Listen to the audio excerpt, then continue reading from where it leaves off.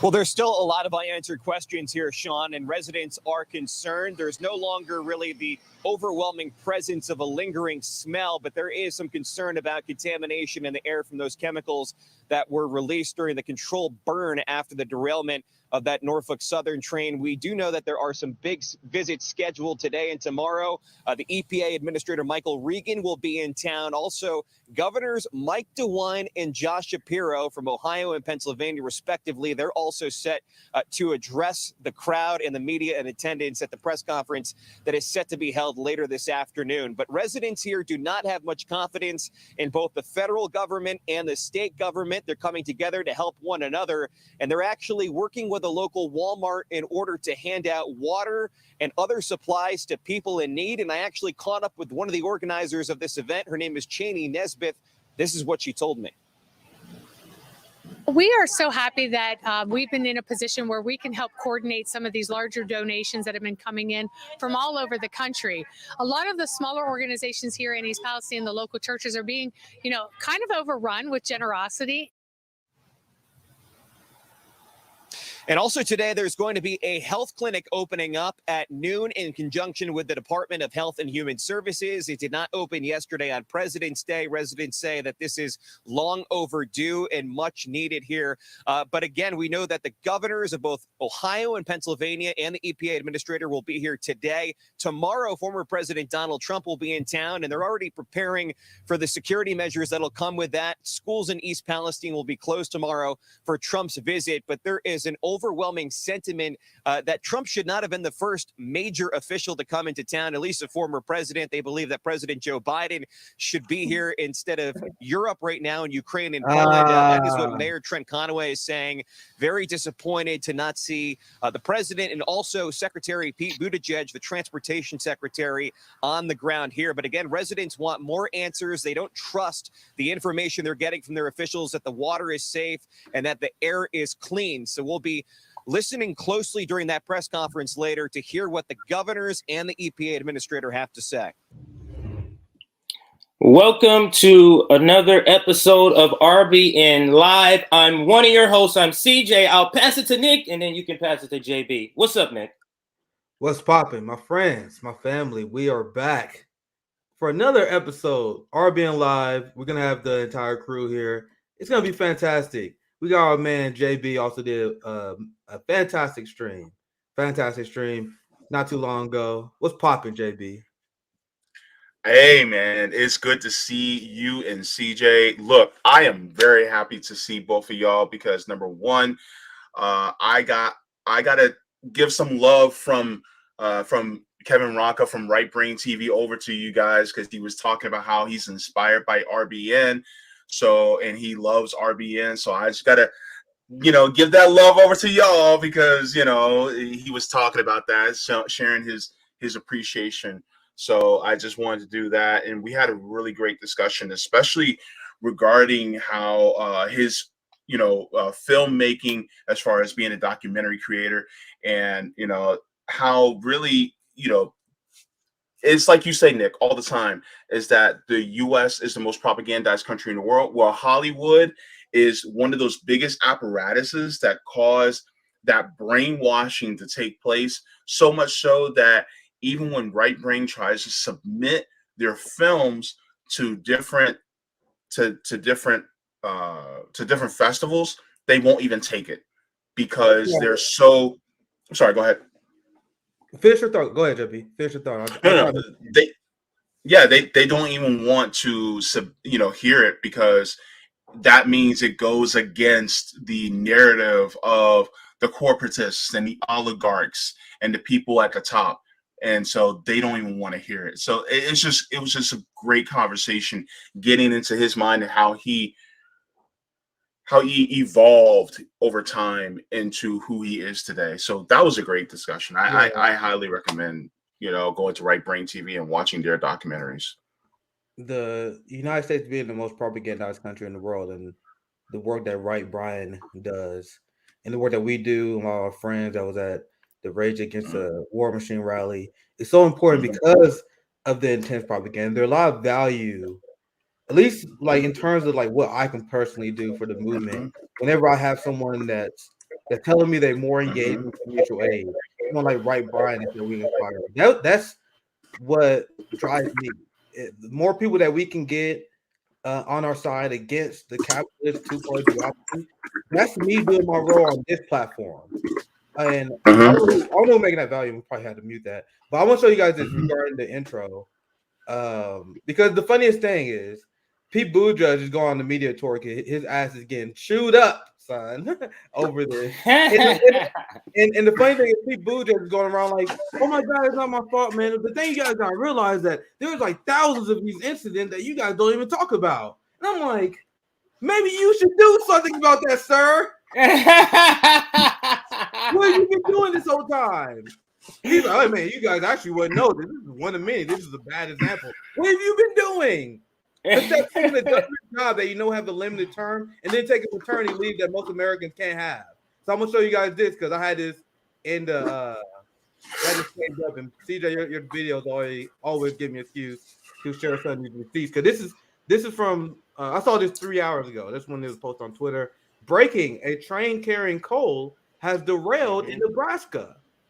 A dozen cars are off the track, and a hazmat team has been sent to the site. The train is run by Union Pacific, and this is reportedly the third derailment at the exact spot in the last 6 months.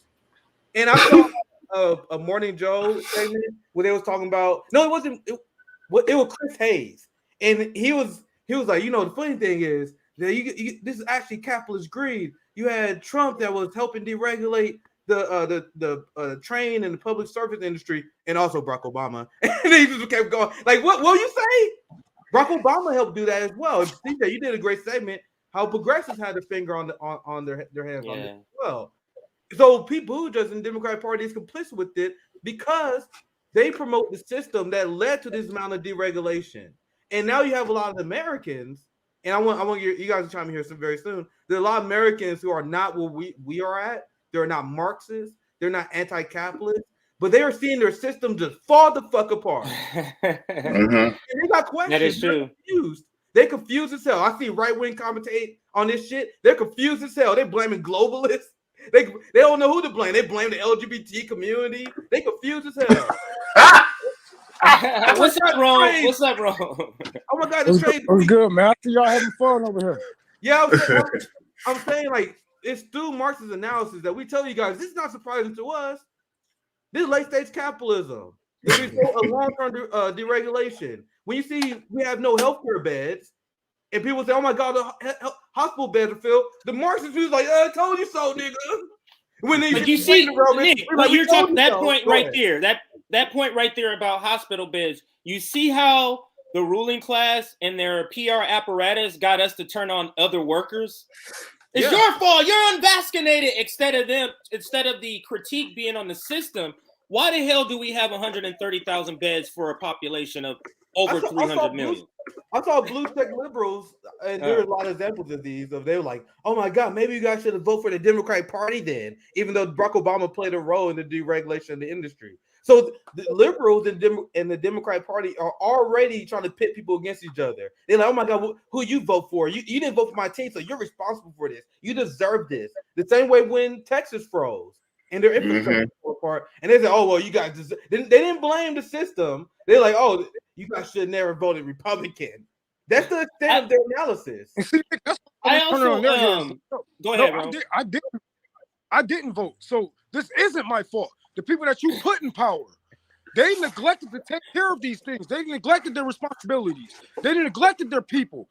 So this is your fault, not the non-voters, not the people who's apolitical, who don't give a fuck. This is your fault. Did you look at the bills that they had protected? Did you look at the people they protected? Yeah. Like we said, there's no difference between the Biden administration and the Trump administration. And everybody tried to hold head, Nick, CJ, JB, and Rome, feet to the fire. They try to hold our head under lava. While the whole time, Biden is taking up for Trump in court, not only for the wall, but for sexual allegations. Sexual allegations. So this is your fault, not us that's just working day to day, not us that don't give a fuck, not us that's just living our fucking lives. You guys are political. You guys have that political mindset. You knew what we needed. and still you voted for the same fucking things. This isn't nobody's fault but yours, nigga.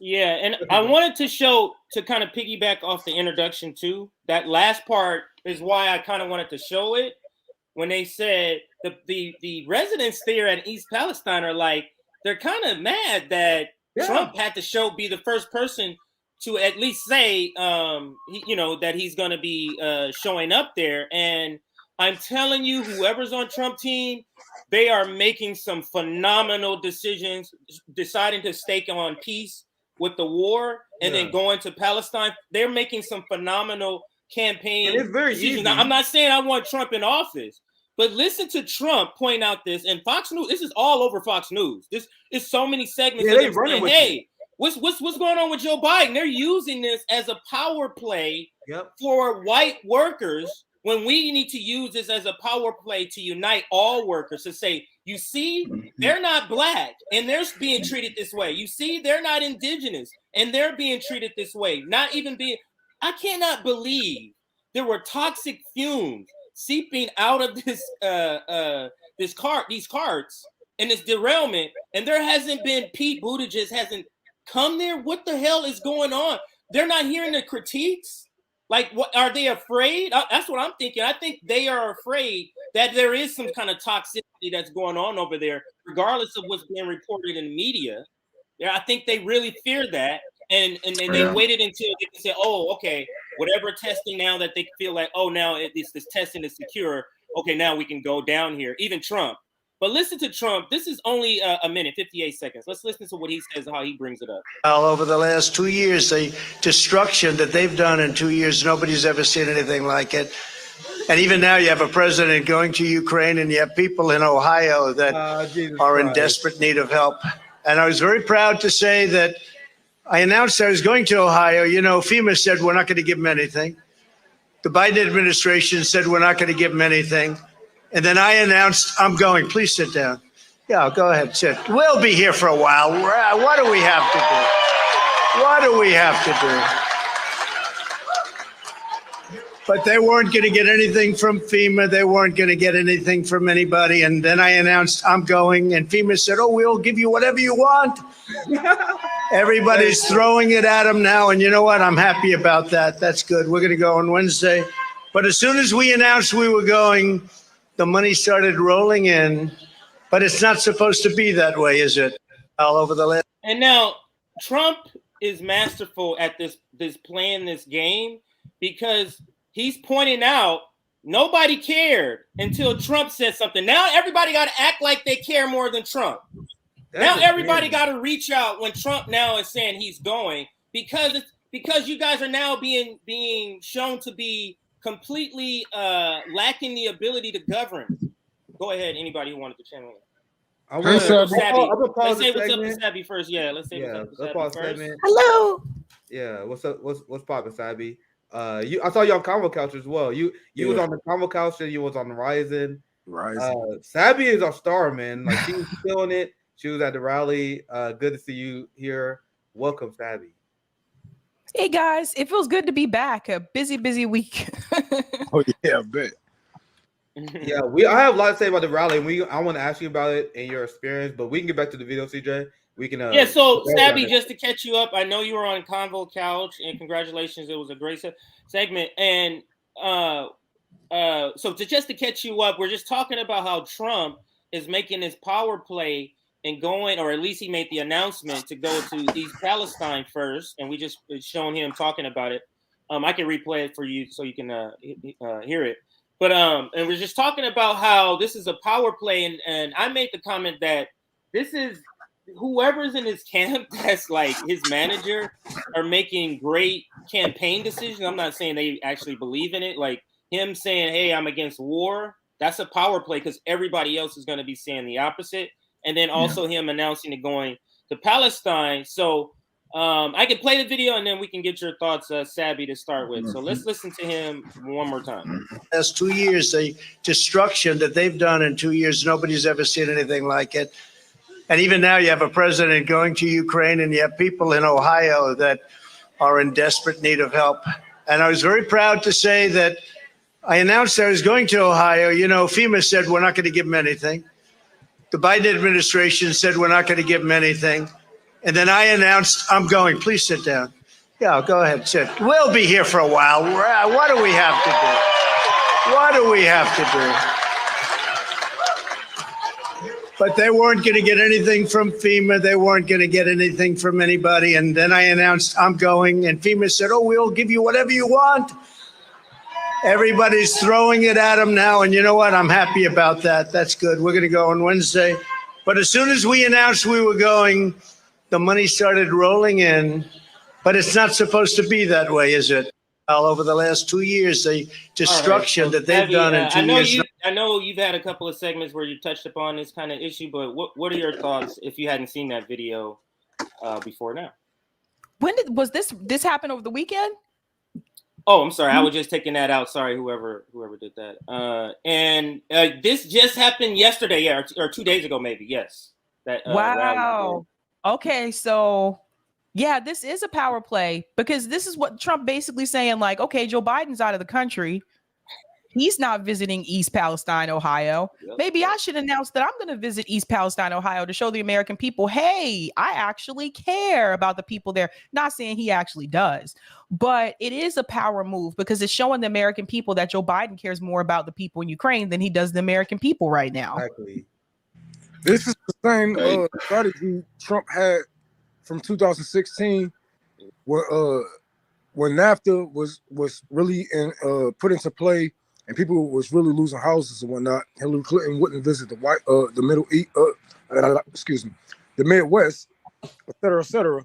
He said he was against wars. He was calling out Obama for putting us in 5 more wars, et cetera, et cetera. This is the same campaign strategy, and it's easy to run to the Democrats left, you know. And this is why they started throwing money. They was like, oh shit, we forgot.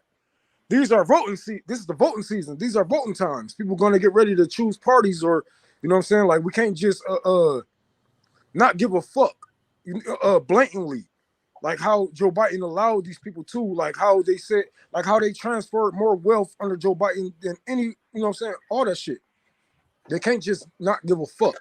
Shit is on the line right now, and with Trump running to Joe Biden's left, and them putting money behind Joe Biden, that can be a bite in the ass. But this is the same Trump from 2016. Same shit I heard when he came to Michigan. It's a power play, yes. It will work because Americans are dumb, but it's the same fucking strategy because Americans are dumb. He don't need a new strategy. We're still at war. People are still neglected. Neighborhoods are still being poisoned and whatnot. When he came to Michigan, Flint was a thing. And now Ohio was. It's the same fucking play over and over and over. And it would always be this way because Americans are stupid and you guys are too weak to even change the system. You guys are too weak to even change something within the system for them to run something different. So they will always have the same power play. And when Trump is done doing what he do, when he's done neglecting the people of Ohio, when he's done neglecting the people of America, then we're going to have a right-wing Democrat come in like Pete Buttigieg or Kamala Harris, whatever the fuck, to take his spot for him, and he's going to go off on his fucking break until he take a higher office like a judge. But other than that, it's the same fucking bullshit. Okay. Yeah, I want to. Go ahead, JB. I think JB wanted to. Look, I'm not sure if everybody in the group is old enough to remember this, but back in the 90s, there was a guy running named William Jefferson Clinton, also known as Bill Clinton. And Bill Clinton did something that someone like George H.W. Bush would never say. He looked at people in their eyes and said, I feel your pain. And in doing that, I know CJ laughing because CJ remember that. But when he said that, it was pivotal because you now have somebody in this high office talking to little old us saying, I feel your pain. This is the same thing. You know what? I feel your pain. Go ahead, sit down for a while. It's going to be a while. We're going to sit down. And that's what happened. And guess what? Even though he's lying, even though he's BSing them, at least somebody is saying something. At least somebody is at least telling me they're loving me, even though I know they don't. Right? At least they're hearing the words, I love you. And so this is what's going on in East Palestine, right? Mind you, where was Trump in Jackson, Mississippi? Where was Trump in Flint, Michigan? Where was he? Nowhere to be found. This is a power play. Remember, most of East Palestine is actually white, right? So, with that being said, this is a power play because we all know that he doesn't mean it, but it's a political play. So, number one, Trump is not better than Biden. It's just he's smarter than Biden in this way. Go ahead. I'm sorry, Nick. So, to your guys' point that this is Trump from 2016, I don't know if you guys remember. CJ probably does because I was one of the earliest people that said, hey, a lot of people think that Joe Biden's not going to win. I don't think so because Trump is running a horrible campaign. Remember, look at my old tweets. I was like, you guys see, both of these guys are running horrible campaigns because Trump abandoned his 2016 strategy in 2020. In 2020, he was like, Joe Biden is a secret socialist that is ran by Bernie Sanders. Instead of in 2016, where he attacked the corruption and pretended he was the right equivalent of Bernie Sanders. He abandoned that and then turned into some sort of fucking standard Republican neocon, right? Now he's going back to 16 status where he's pretending to be the populist, pretending to be anti-war, which I exposed many times he actually is not. But this is a great campaign strategy. Now I want to show you guys this because this relates. Imagine the hilarious scenarios we are about to get into here very soon, where you have Matt Gaetz and 11 Republicans who introduced the Ukraine fatigue resolution. And just wait until Donald Trump holds a press conference and says, I endorse this bill. It's going to happen. It's going to happen. And then Joe Biden and the progressives are going to argue against this after they've seen Joe Biden abandon them for Ukraine instead of showing support for East Palestine. As Pete Buttigieg take maternity leave, as millions go homeless. We all know Trump is a bullshitter, but he's a good salesman. He's going to say, hey, I was there for you guys. I didn't abandon you guys and send all your money to Nazis in Ukraine. Now they're going to have this resolution, and AOC and the squad, who are oppositional to Matt Gaetz, they're going to be forced to argue the alternative. Because if you look at the list here, the 11 lawmakers, there's not one Democrat in sight. Bunch of you see Lauren Boebert is on here, Marjorie Taylor Greene is on there, and a bunch of other Republicans. So things are going to get really interesting. We already seen how the Overton window was completely twisted on top of their head. It means left and right means absolutely nothing no more. That's why we call ourselves the post-duopoly left. That's probably the most clearest way to indicate where you are right now. Are you post-duopoly or you're not? Because Overton window right now is so funky. The Democrats are pro-CIA, pro-police, pro-war. The Republicans are running on economic accountability of the military, financial inquiries of Ukraine funding. Meanwhile, the progressives and the liberals like, no accountability of the military. No accountability of the IRS. It's so ridiculous. So we see how their strategy will work. We see. But go ahead. I'll pass the panel. Absolutely. I think we can cut the introduction there, and I can do a couple of announcements. This is a good time. I want to show all of you a couple of new graphics. I'm not sure. I think you've seen this one. Have all of you seen this one? Oh!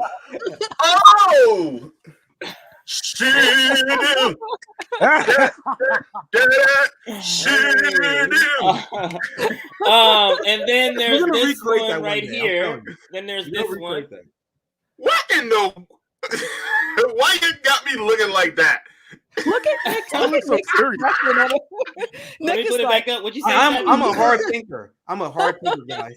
I'm doing some deep pondering. And then this is also I created a temporary one for today's stream. Aaron was working on a couple of items. Go back to the first one. CJ, go back to the first one. Go back to the first one. The first one, this one right here. So we're gonna recreate this one day, right? You gonna do it? That'd be dope. You know what RBN said right here, Nick? We got crowdfund the suits. We can crowdfund the suits. You know, we got to recreate shiny suits.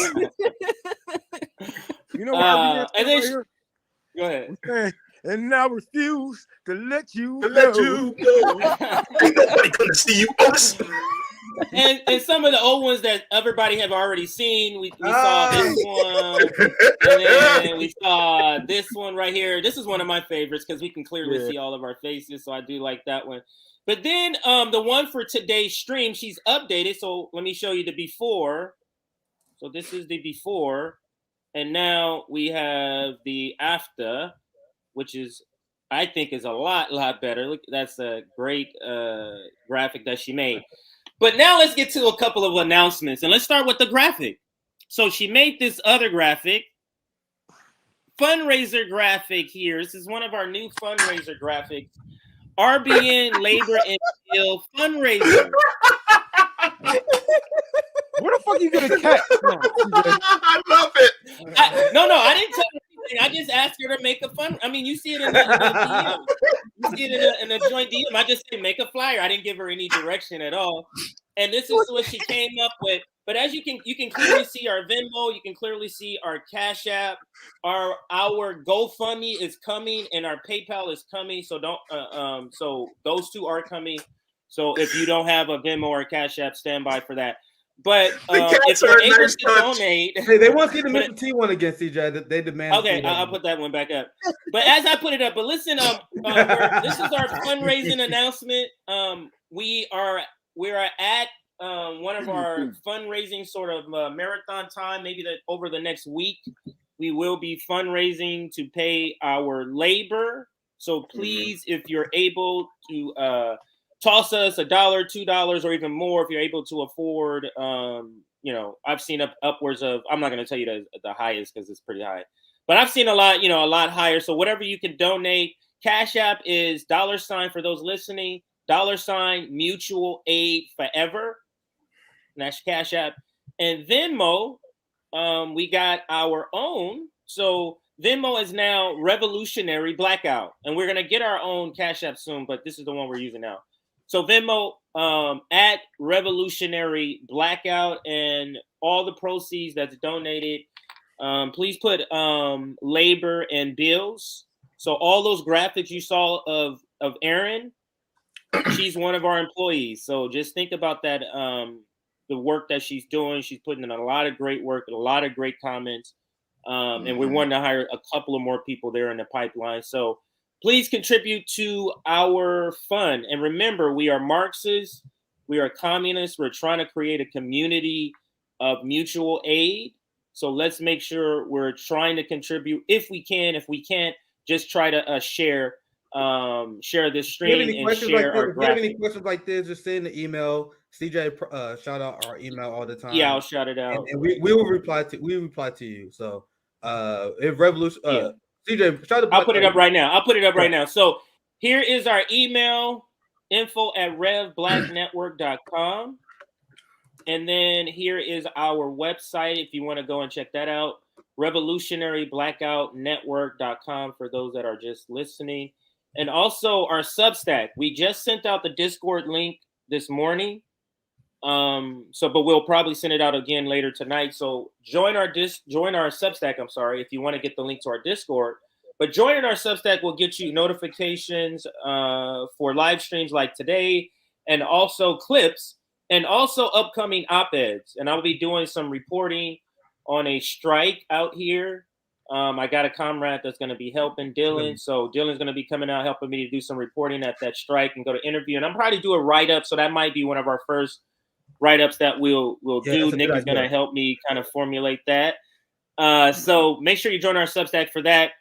Also, we hit 30,000. We're close to 31. Wait, no, we hit 31,000. This is old. Sorry. We're at 31,200. So thank you for all that contributed and joined, and is still joining and still subscribing. Thank you for all of that. And last but certainly not least, we're at 615 people watching.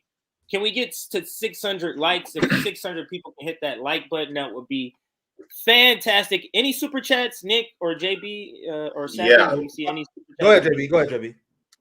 Yeah. So we got some new members as well. So Java the Cat is now a RBN member. Good to see you. Thank you so much for joining.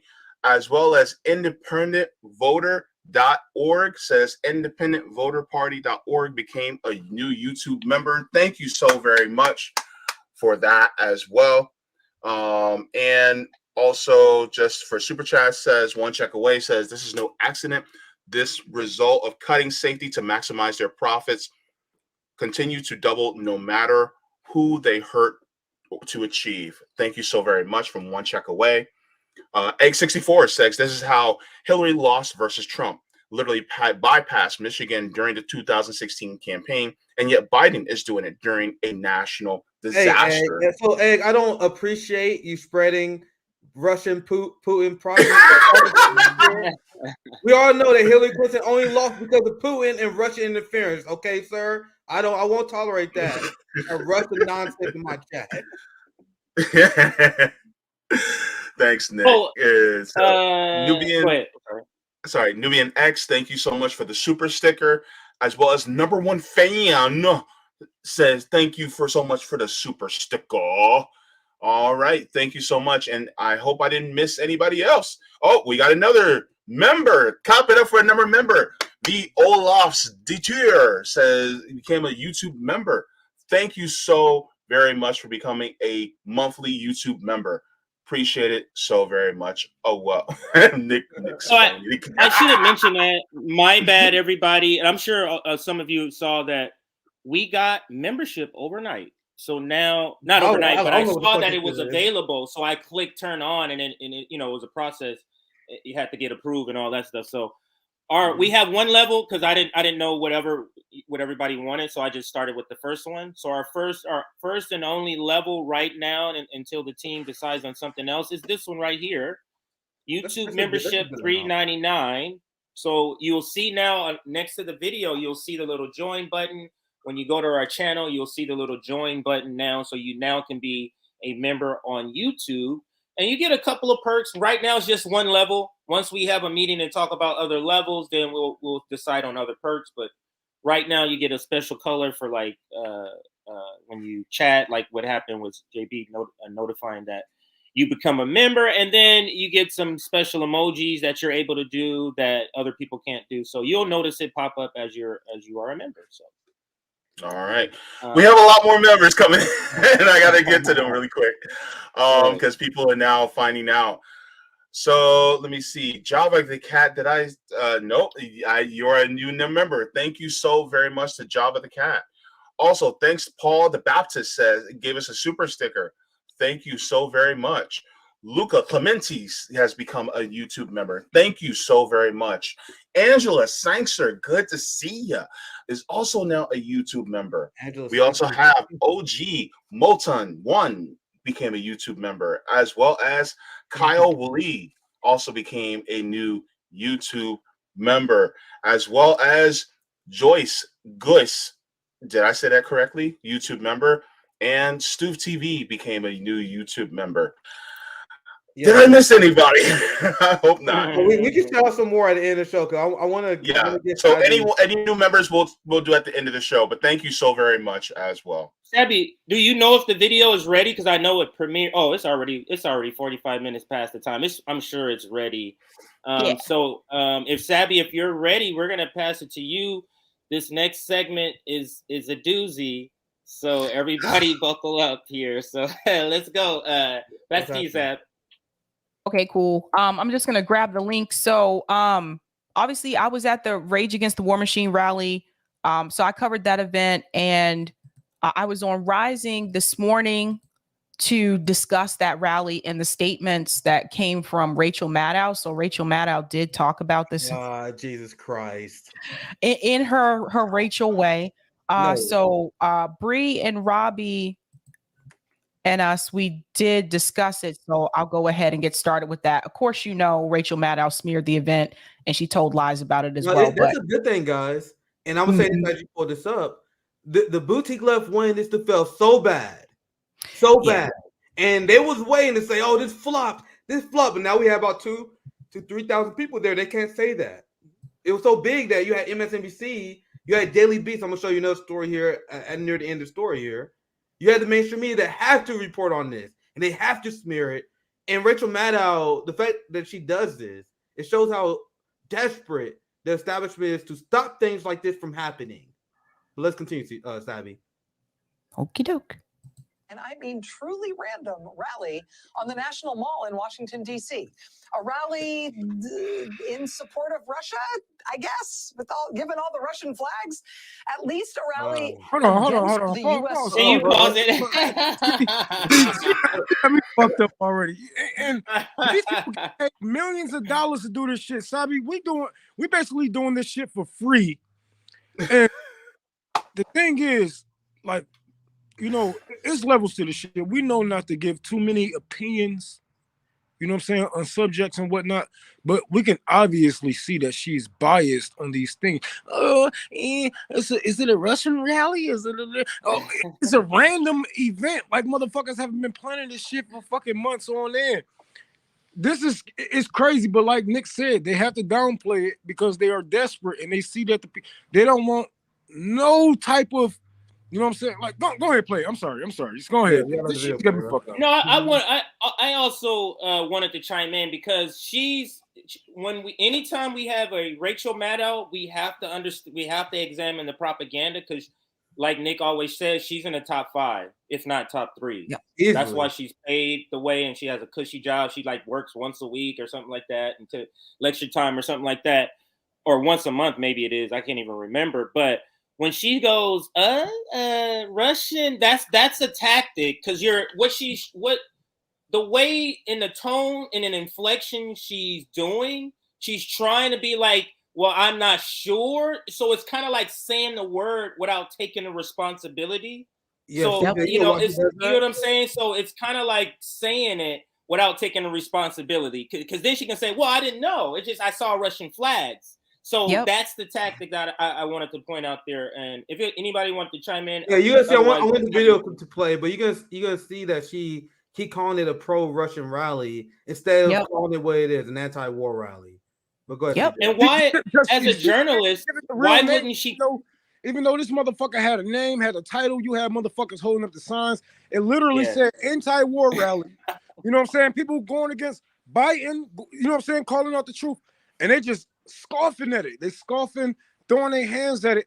And it's so funny, man. It's so funny to me that people fall for the shit. And this is why I say I don't give a fuck about Americans when it comes to having a full-on revolution, because you niggas are too dumb and half of you niggas too weak to even come across a nigga like me. If I was, man, this shit gotta stop. This shit gotta stop. And all of you leftists who smeared this rally, you are on the same side as Rachel Maddow. Yep. This is why I said what I said. I said, you know what? Even if they don't represent me, I'm gonna do some shit I feel that represents me and my people. Okay, I didn't give it more life than what I had should. You know what I'm saying? More of my life, more of my time. You guys spent days and you still talking about it to this motherfucking day. You are on the same side as Rachel Maddow. How that feel? I think they're fine with it now. I want to see the video. Tell you guys the truth that you guys are fucking liberal. You guys are liberals at heart, because every time it comes down to fucking coming together as workers, black, white, whatever the fuck the cause is, no matter where the fuck. Oh, well, they're to the right, or they're to the left, or they're tankies, or there's. You always got fingers to point. You always got names to fucking put on people, but you never got fucking boots on the fucking ground. And I find that funny. How you always got something to say. You always got something to say, but we never see your ass out there on the ground. We never see your ass feeding people. We never see your ass preaching. So of course you didn't get invited to the fucking speech. Of course you didn't get invited to fucking talk, even if some people was there that didn't deserve it, like Jackson Hinkle or et cetera, et cetera. Nigga, you ain't did more than them. So how you feel? What I want to try, let me chime in, because I wanted to say this before you play the video, and you can bring it back up if you want and play it after this. But why, as a news organization, your analysis is to take a wide frame video and base all of your analysis on that? Why don't you have a journalist that walk up and say, oh, this is a rally? Who's this? Who's the organizer? Who's doing this? You just stand back and make assumptions from people who are having counter rallies. Rewind the video and you will see that it was one man with that same Russian flag. It was two people with the same Russian flag, and it was two people with the same USSR flag. Is that what that is that what? Oh, well, yeah. The thing is like there were people there with Ukraine flags too. They purposely didn't capture that. That's what people need to understand. Like, this is the narrative that they're telling here is on purpose. And the people with the Russians, they didn't interview any of these people. Those of us that were independent, that were there on the ground, did interview people. They didn't interview any of these people. So it's just Rachel Maddow is paid $30,000 a day to lie. To lie. But I want to finish because I want you to see what they do in reference to this event.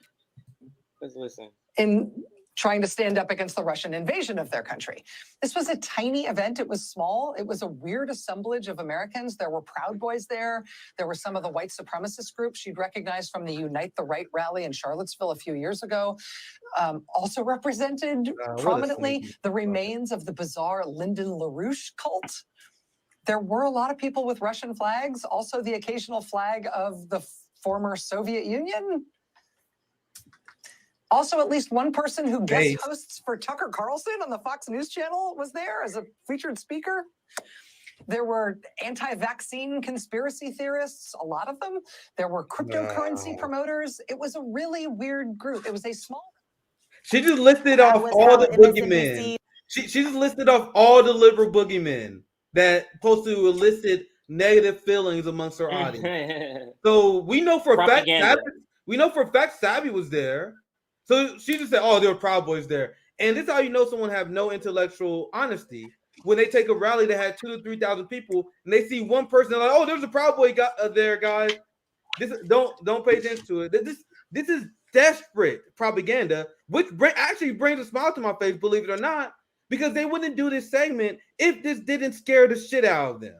Yeah. Go ahead, Sad. Rachel Maddow chose to describe the Rage Against the War Machine rally this past weekend. Host of the Sabby Sabs podcast and co-host of the Revolutionary Blackout Network, Sabrina Salvati, joins us to discuss her experience at the rally firsthand. Welcome, Sabrina. Hi, Bree. Hi, Robbie. Good morning. Good morning. So right off the bat, what's your perception of how the event went in terms of turnout, speakers, the content of the speeches, because there was just so much controversy leading into this event? I think a lot of folks just want to have a sense of how it felt on the ground.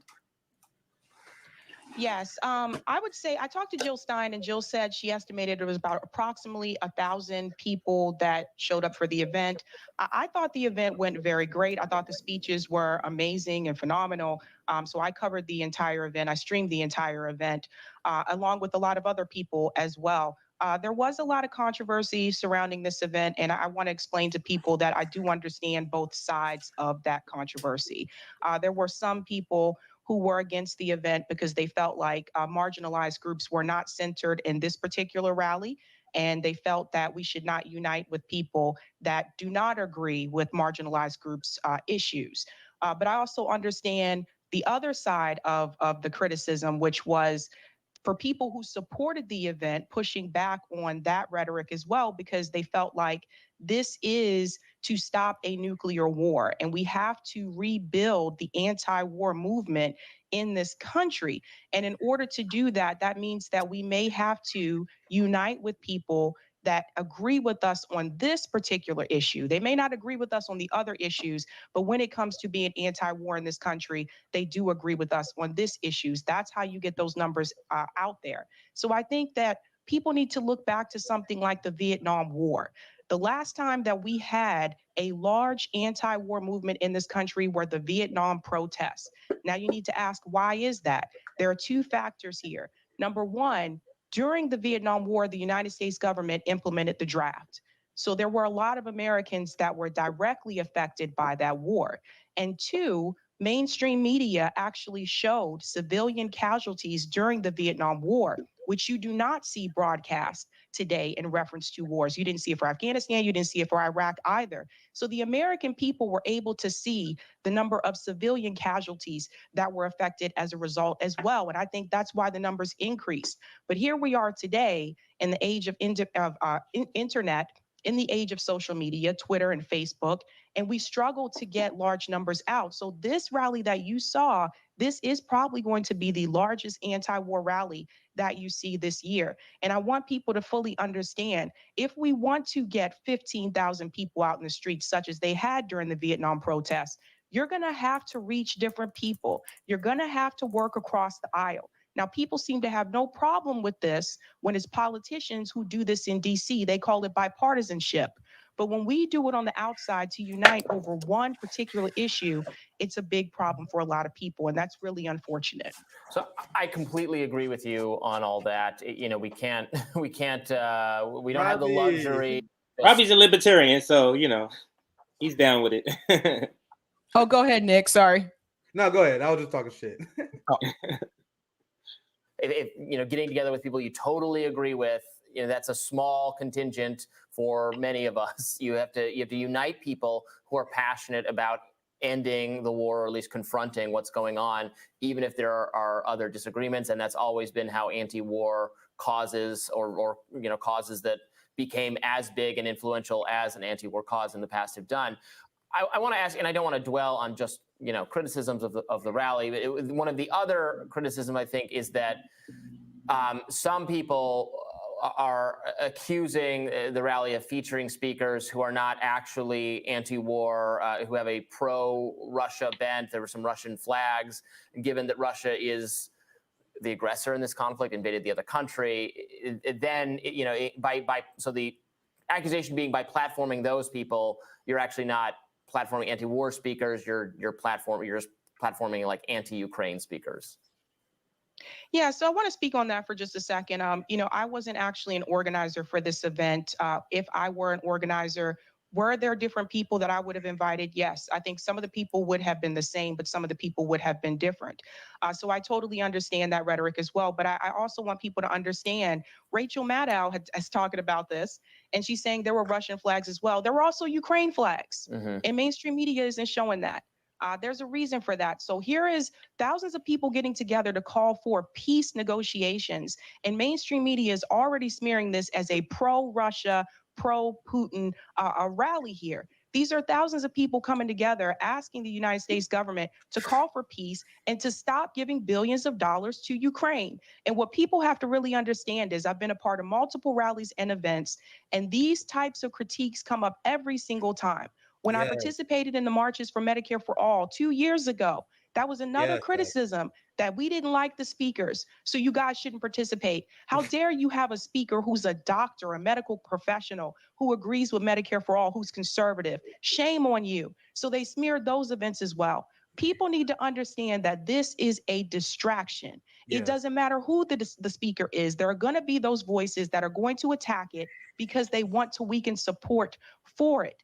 What people should be more upset about is the fact that instead of giving billions and billions of dollars to Ukraine, instead of giving them packages which include healthcare, which include clean water, we need to be advocating for those things people right in this country, for Americans right here. Where's the billions of dollars for people in Flint? Where's the billions of dollars for people in Jackson, Mississippi? Where's the billions of dollars for the Bronx? Where's the billions of dollars to stop the poverty and the homelessness crisis that we have in this country? That's what people should be focusing on. Our government has shown us multiple times that they have the money. The money is there. They just don't want to give it to us. So we cannot be distracted by people focusing on who the speakers are. If you do not like the speakers, start your own rally and organize your own base around that. That is just a distraction. I have to be clear there. Sorry about that, Robbie. But that is so frustrating sometimes. No, I agree with you. I wanted to give you the opportunity to respond to that accusation. Can you pause it right here, Sab? Because I also wanted to say, because it's such a great point that you make. If you don't like it, plan your own. And there are some organizations that did just that, like Cold Pink, and they have theirs coming up on March 18th, and we're going to participate in that. What's wrong with that? What's wrong? Have as many rallies as we can have. I wish we had one every week. So there's nothing wrong with that. But just like what Sabby made this point, I think you made the same point, Nick, in the previous when we talked about this before. Like, if you critique it, I'm down for it, as long as you're saying what you're doing in place of it. Yeah. And I absolutely respect Cole Pink for having a stance and saying, hey, I just can't fuck with it. For whatever their reason, I don't even know what it is. I just know they left. But then they created something else. And they added other organizations. They have a lot of marginalized groups, more centered. So I like that. But that doesn't mean this rally should not have happened. And that's what I don't get. I had critiques of this rally. The same thing that Sabby said, that marginalized groups need to be more centered. And that's how we're really going to overthrow this. But this is a start. Like, this is not a problem with that. But to see what Rachel Maddow said, it's astonishing that they're even covering it. I'm still kind of shocked that, because it's not just anybody. You understand, the top propagandist person, it got to that person's desk. Hey, it got to that person's desk. It got that high where they said, man, this is not no Nicole Wallace, Chuck Todd segment here. We need Rachel on this. Above, this is like, it went over. They said Joe Scarborough. No, not even Joe. We need Rachel. Go ahead, Nick, if you're gonna chime in. No, sorry, CJ. You just on point there. They sent Rachel Maddow. That's why when I saw that segment, and I don't know, we should probably I saw a longer version. I won't break it down. Maybe I might do that later, because you see the desperation. I've seen this piece from the Daily Beast as well. I'm gonna cover this after we get done reviewing this video. But there are a lot of these leftists that I find deeply unserious. Do you believe we should organize with people we disagree with or not? I keep seeing people say this stuff. You know what this person believes? You know what this person hates the poor? Yes, he's a libertarian. We know libertarians are dumbasses. I am willing to work with a libertarian to end war. That's been my position since I'm a teenager. And the online left is not going to change that for me. There's all these performative people that say, I will never work with LaRouche. I will never work with this person who's at the rally. We shouldn't legitimize this person at the rally. And I say that's irrelevant, because we want to spread the message of opposing war. And I don't care who it is. That's a bipartisan issue. You're going to have people on the right who believe in stupid shit. They're going to lock arms with you for that. I live in Missouri, guys. There's a lot of these redneck racist people around. They're not that scary. Sorry to break it. They got their KKK right around the block. Not that scary. I wanted to organize with anyone to do good, nobody to do bad. And there's a psyop to prevent workers to organize together. You see what Rachel Maddow said? Rachel Maddow said there's this weird group of Americans. You see the message that comes from liberals? The message comes from liberals is be afraid of your neighbor. Your neighbor is out to get you. Trust us. Trust the ruling class. Trust Bernie Sanders. Trust Marianne Williamson. Trust Rachel Maddow. But don't trust your neighbors. And that's a ridiculous ideology. And I will always fight against that. And this is my flaw as a character. This is my character flaw. I got a tendency, will always try to see the good in people. And that has bite me in my ass a few times. But I'd rather do that than do this new thing where people hate and fear their neighbors. And I see the consequence of that. People are afraid to go outside now. I used to go outside all the time as a kid. No one go outside because they think their neighbor out to get them because they watch too much MSNBC and CNN. I hate this new culture that developed, and Rachel Maddow is promoting it. This culture that you don't trust your neighbors. Fuck that. I hate that. And anyone who's against these kind of organizing, if you don't like the fact that Sabby went there, if you don't like the fact that we're going to continue to organize with libertarians, then fuck off, because you are literally performing CIA tactics that we explained many times on the channel, and I have zero tolerance at my age of 32 for this shit anymore. And the other thing too, I want to mention to people is that, I mean, we all know this. Notice how for the most part, not everybody, but for the most part, most of the people attacking the rally is the same people who attack the marches for Medicare for all. Is the same people who attack any other type of outside action that is outside of the duopoly. Yet you never see these people organize anything. You never see them organize, Nick. So then you got to ask, like, are these people, what are these, what's their role? Are they infiltrators? How you spend 24/7? How you on Twitter 24/7 and you attacking other people's events and I don't see you organize shit? I've never attacked an event. There's a bunch of events that I don't agree. I've never attacked an event. Why not just sit quiet? Now let's make clear that there's a difference between attacks and critiques. What comes from the Black Alliance for Peace is a critique of marginalized people being censored. That's a legitimate critique. Completely fine with that. Attacks just attacks for attacks. Oh, this speaker, that speaker, this speaker, that speaker. That's irrelevant. If you were to ask us, would we not want Jackson Hinkle? Of course not, because he could cause. But if Jackson Hinkle was saying, "Hey, I got a group of people with me who's also anti-war," we gonna let him in. I mean, there's a lot of people I could name that I would under the LaRouches, of course. Remember what I said on the show, but the LaRouches are the ones showing up protesting these people. So what's up? Go ahead, JB. Go ahead, JB. So just to am I coming in clear? Because I heard I had an echo. Am I clear? No, I can hear you very clear. I don't know if everybody else can. Okay. So one of the things I wanted to ask, and anybody who's speaking against rallies like this, hypothetical situation, right? God forbid, but you're in the car and you see an accident. And you see the accident and you see a bunch of people jump out of their car, stop, run over to go save the person who's in the accident because they see the person, they're stuck, and they have their seatbelt that's caught, it won't budge.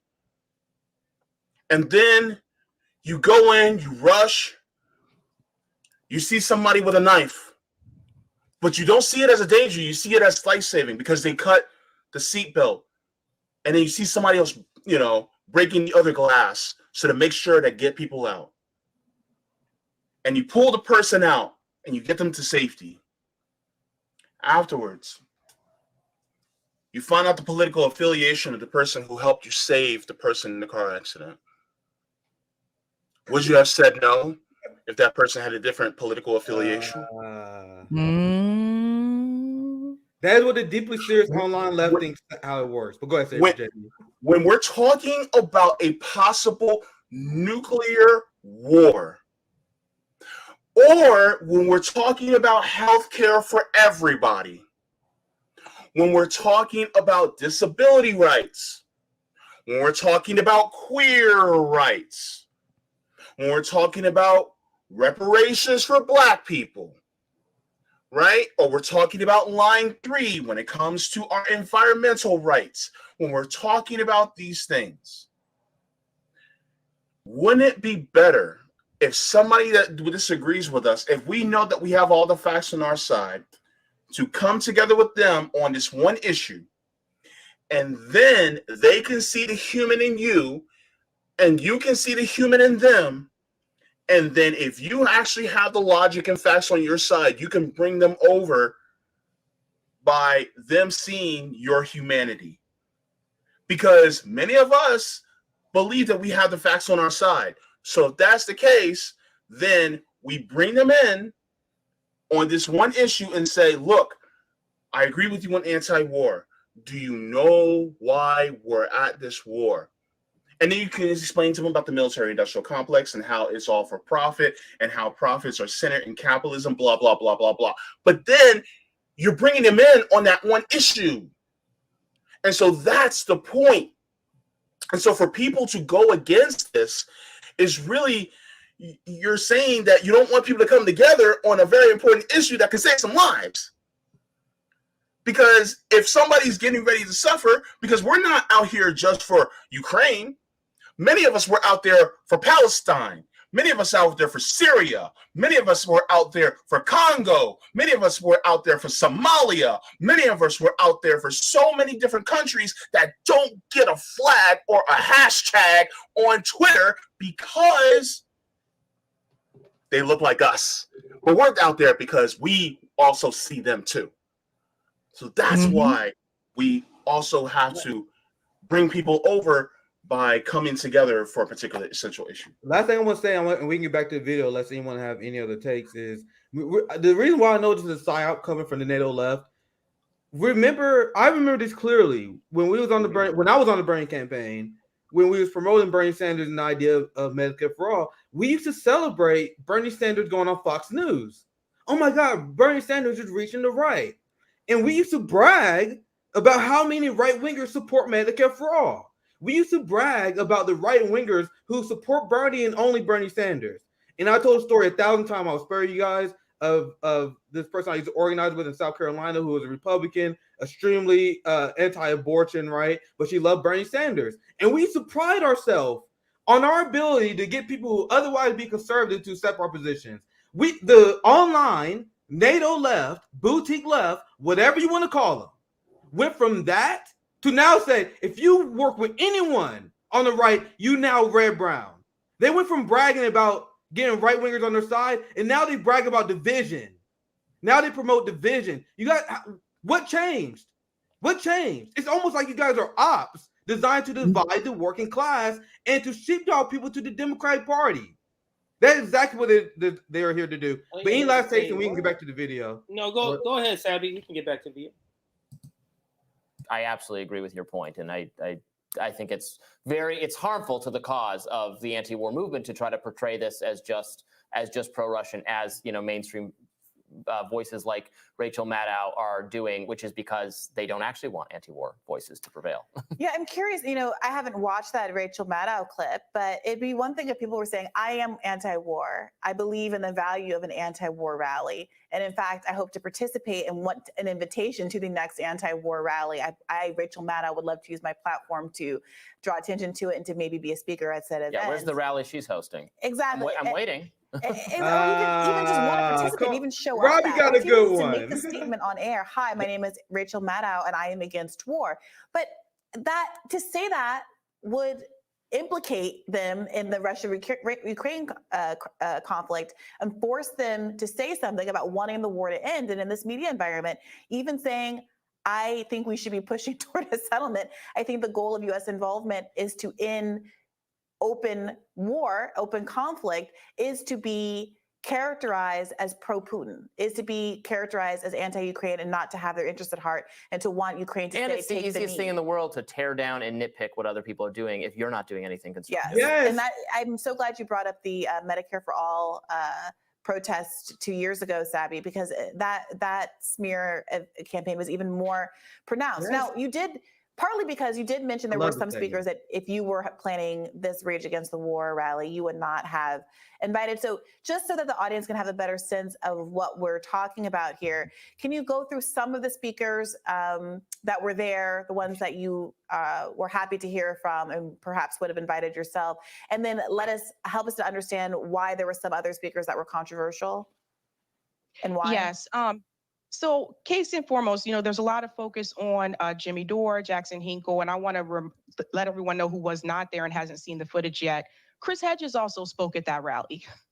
Max Blumenthal spoke at that rally.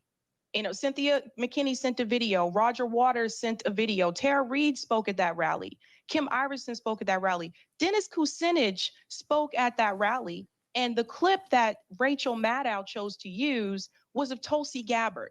She's smearing this as it was a Proud Boys, right-wing, pro-Russia event with very, very few turnout. If there was very few turnout, then why are you talking about it? Yeah. So people need to ask these kinds of questions. But for me, I think that some of the criticism came from Jackson Hinkle being invited as a speaker. There were a couple people that did drop out of the rally because of that. I think most of you guys know, like Code Pink did ask Medea Benjamin not to be a speaker. Although she was at the rally, she did support the rally. So some people had criticism there with him being invited. And then also Tulsi Gabbard was another one that came up. Now, I would not have invited Tulsi Gabbard. Now, I understand that she's good on this particular issue with Russia and Ukraine. We need to call for peace, but I don't consider Tulsi Gabbard to be anti-war based on what I've seen. So I personally would not have invited her. Well, Tulsi Gabbard still supports drone strikes, and she still supports economic war. So I think that here's something I think we need to talk about on the left and for those who are on the right and libertarians as well. What do we mean by anti-war? Because when I say anti-war, I'm not just talking about on the battlefield. I'm talking about economic warfare as well. Absolutely. I'm talking about the sanctions that are being implemented on people in Afghanistan right now. So I think we need to define that or redefine that, what it means to be anti-war. Sabby is But absolutely I know that right, Tulsi guys. is opposed to regime change wars. That's fine and dandy, but that still doesn't make you anti-war if you're supporting the other ones. So I think, me personally, I would not have invited her, but did that stop me from attending the event? No. I have to say something really. The Tulsi thing, I don't know where this narrative started. And I would have this discussion with Tulsi Gabbard. If given the opportunity, I would ask her about her stance on war. Because somewhere along the way, people started saying Tulsi Gabbard is anti-war. She's not anti-war. I don't know where this started. Bro, she literally went to Africa, bro. What the fuck? But it just I don't know where either. I don't know where. If she says she is, so we gotta believe her, or that's mean. You can't be mean by not choosing by saying she alive. She's a politician, guys. I met Tulsi Gabbard. That was like one of my first YouTube videos while I talk about it. That back when I used to be more impressed with Tulsi. And dude, I talked to her. She sounded like fucking a socialist, a revolutionary. She's a chameleon. She knows how to blend with her environment. And I told you when I met Tulsi, she had the very politician aura about her that can make it easy to like her, like all politicians do. But when you see her shift these positions, I still remember what she used to tell me, because I asked her about her criminal justice record. This is when I co-founded 10 Demands. It was something I pressed her on. She was sounding super radical about policing. And then she went from that, and I remember this conversation to this day. I talk about it on my old channel. She went from that, and then she gonna tell Carlson start fear-mongering protesters. She said, oh, we got back to blue and all this shit. That's what politicians do. They lie. That's the reality. So yeah. Tulsi Gabbard claims she's anti-war. That just because she says she is, do not make that a fact. If you're not against sanctions, if you're not against economic war, which I broke down on so many streams on the International Leftist Coalition, if you're not against sanctions, if you're not against economic war, which has caused almost as much damage as hot war over the last 20, 30 years, you saying you're anti-war is irrelevant if you're supporting dictator coups in South America. If you support sanctions on Venezuela. But JB, I think you want to chime in, right? Yeah. I mean, look, we got the same energy for Tulsi as we do for AOC. So, hi, welcome to RBN. Did you subscribe yet? Make sure to click that subscribe button and give us a like. But here's the thing. Like, for instance, and this is a fact, you guys can look this up. Tulsi Gabbard said that she calls for measured military strikes. She calls for measured military strikes, meaning that she's still pro-war. She's still for the state. So I agree with Sabby. This is one of the people who I wouldn't have not invited, because if she, is politicians. Yeah, and the thing is, right? We don't need the politicians. We didn't even need her to be there. If you're a former politician, maybe, make them beg. Make them beg. Yeah, make them beg. Yeah. I mean, so my thing is, like, Tulsi wanted to be there. It's like, all right, then you're going to have to publicly change a lot of your stances before you can actually come and speak. But is she at the same time, I still wouldn't win if I could afford it. It says she's openly against sanctions. I don't know her that well to know if that's true, or maybe she's updated her stance. But yeah, she watched the interview she had with Joe Rogan recently.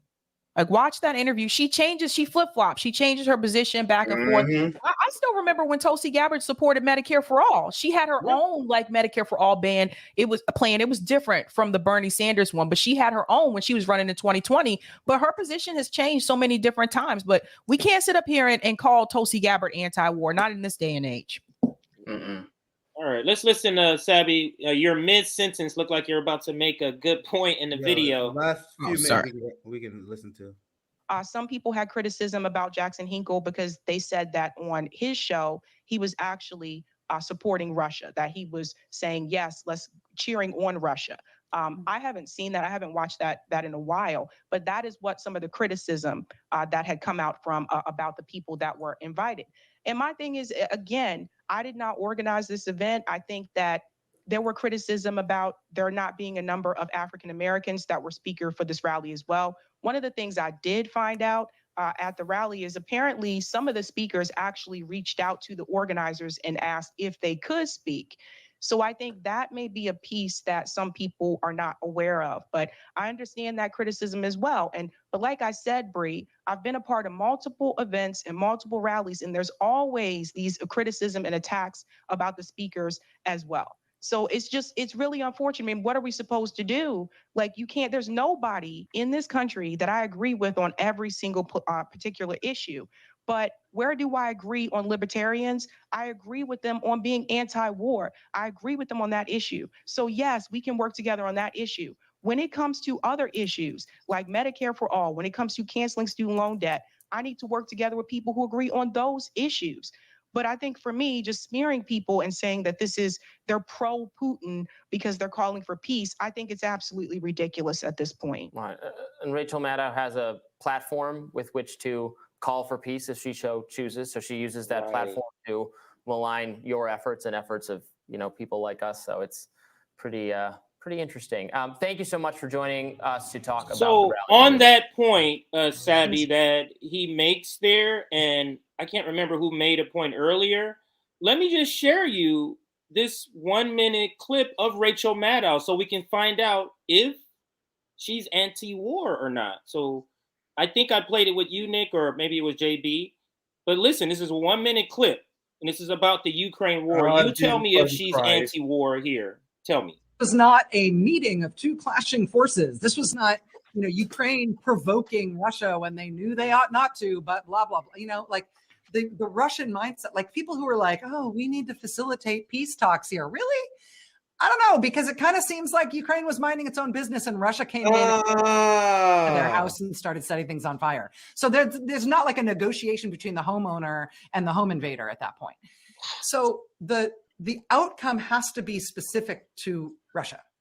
And we need to do our best to save and to save the Ukrainian people to the extent that they can be saved and protected, and to help the Ukrainian government and military stand up what they need to do to take care of their own people. But Russia needs to lose, because otherwise the lesson of this is that Putin can keep doing this. It's not like this is his first invasion, and it won't be his last.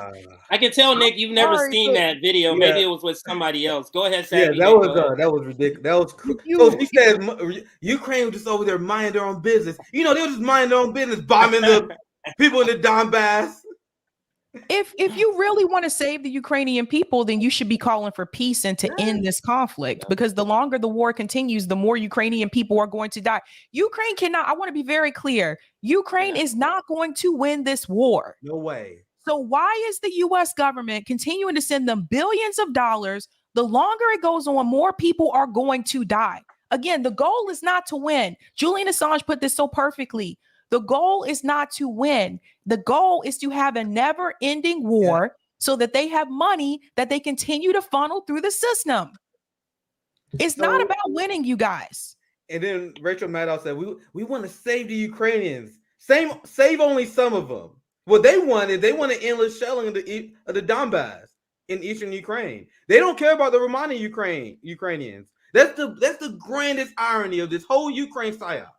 If the people who pretend they're standing with the Ukraine people are the ones who are damning most of them, because you have the Azov Battalion and their thugs who use political violence on anyone who opposed them in their country, using torture. They went after Black Muslims, Romani people. You had the Peace Corps that send a warning to Black volunteers: do not go to Ukraine or you will be harassed. There are people tied to the Poles, and they call people who are ethnic Russians orcs, because they don't view them as European. So Rachel Maddow, you do not even stand with Ukrainians. You stand with the neo-Nazi Ukrainians. And the funniest thing is, they say you guys claim that all Ukrainians are Nazis. You guys are wrong when you say all Ukrainians are Nazis. And I'm like, that is not what we are saying. We're saying that you are siding with the fascist Nazi side of Ukraine that has been violently attacking and shelling people in the Donbass. There are socialists and communists in Ukraine that has been suppressed for decades because of these fascists. And this society is supporting. You don't support all Ukraine, but go ahead, Baby.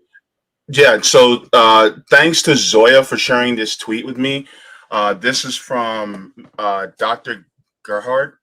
Says the graveyards are full in Ukraine. Here they converted a city park to a cemetery. Instead of children playing, we hear parents sob. And there's actual video evidence of them using the park in order to bury the dead from the war instead.